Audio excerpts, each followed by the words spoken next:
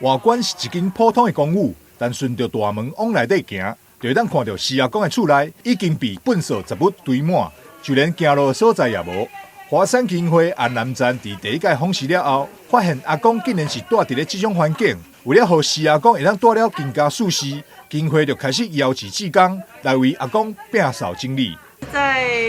年前的时候有接到那个转介，然后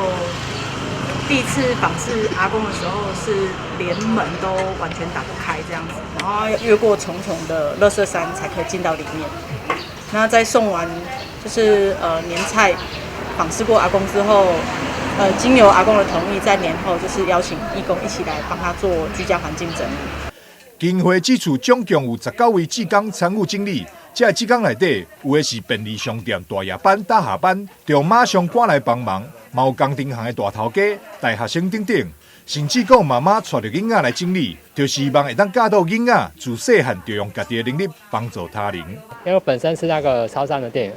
然后刚好那个长辈也常常来我们那个门市买东西啊。那时候看他常常行动不便啊，就觉得就是也蛮同情他的。就是秉持这个热心公益的服务，然后我们这些姐妹也是希望说，可以为这些社会比较弱势的人来一起来做这些居家打扫。发现大家同心一意跟阿公那个清除大扫除，对啊，但是它里面算还很干净啦。大家的劳心劳力，感觉很有价值。在那个整理那个一个木盘子，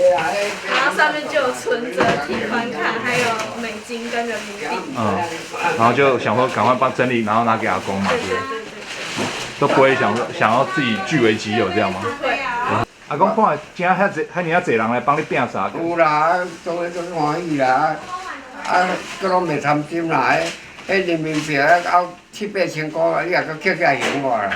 经过19位志工一个上午的整理，总共清运出2卡车粪扫，予施阿公终于当伫咧厝内正常行路。看到阿公欢喜的笑容，也予每一位参与的志工朋友敢若袂记了忝。基金会欢迎有爱心的民众加入华山的志工，做伙来关心咱的长辈。华山志工队，上！台南新闻张硕维采访报道。